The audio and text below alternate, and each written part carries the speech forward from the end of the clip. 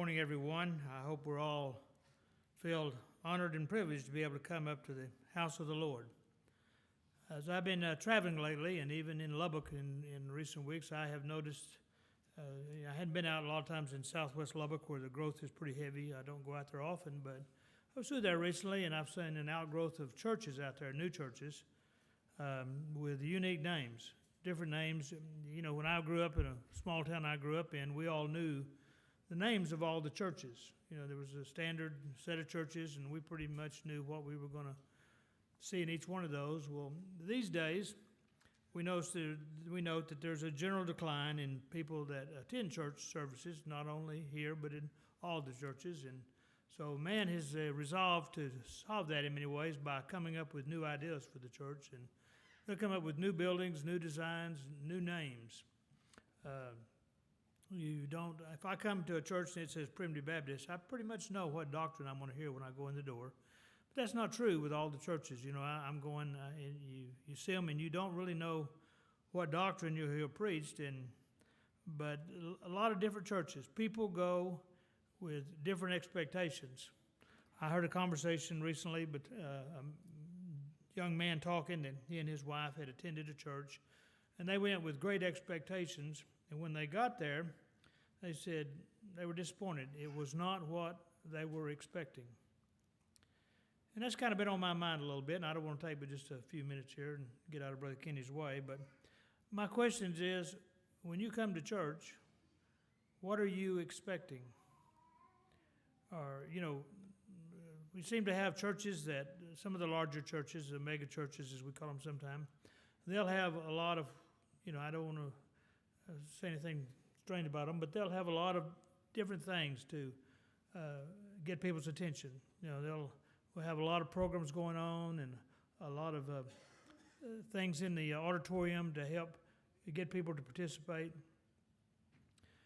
All that is intended to attract people and get them there and keep them there so that people go with great expectations of being entertained to a large degree. What are your expectations when you come here this morning? Did you come this morning thinking, you know, I'm tired and I'm not doing very good and I'll go to church this one time, but, you know, maybe I'll miss every now and then, but I'm going to go and I'm going to sit back and I'm going to say, all right, Brother Kenny, you got to lay it on me. I want you to bring me out of this funk. It's up to you my expectations are, I'm expecting the preacher, you know, to pull me out of this funk, to make me feel good, to make me enjoy this service. We should all come with the same expectations. And we need to come with the expectation that the Lord will be in our midst.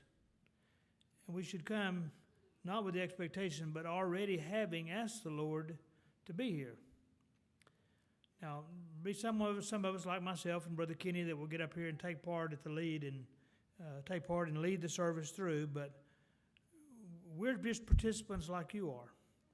If the Lord's not here, we don't preach very good. Sometimes I worry that even when the Lord's helping me out, it's got to all come from Him.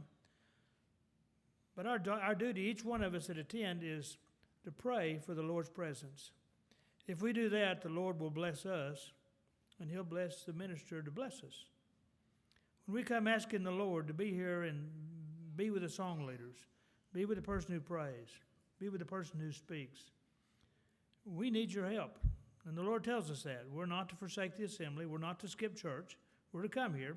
But we're to come here expecting to be participants, not to be listeners. We're all in this together.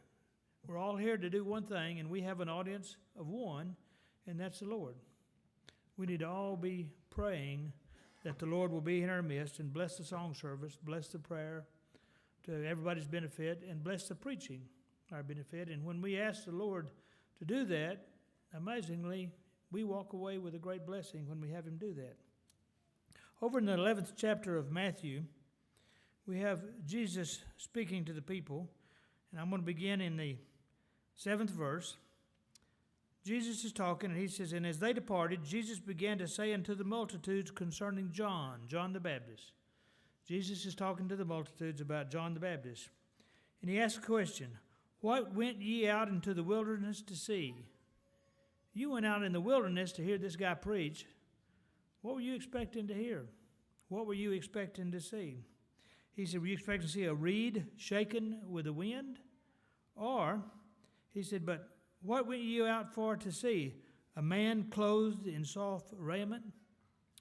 Did you come here today to see the preachers in our robes like they wore back in the Old Testament? You know, so we have the robes, and of course that was part of the Old Testament worship service. They had full robes that were designed a specific way. You can go back and read that in the book of Exodus, how the Lord directed Moses to have all the priests dress up. And there's some that still do that today.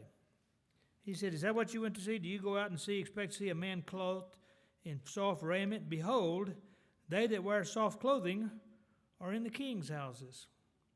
That's where the rich people go. That's what he tells us. But what went ye out for to see? A prophet? Yea, I say unto you, and more than a prophet. You went out to see this man in the wilderness, probably not unshaven, long-haired, didn't have much in the way of clothes, but you went out to see a prophet. You went out to hear this prophet preach.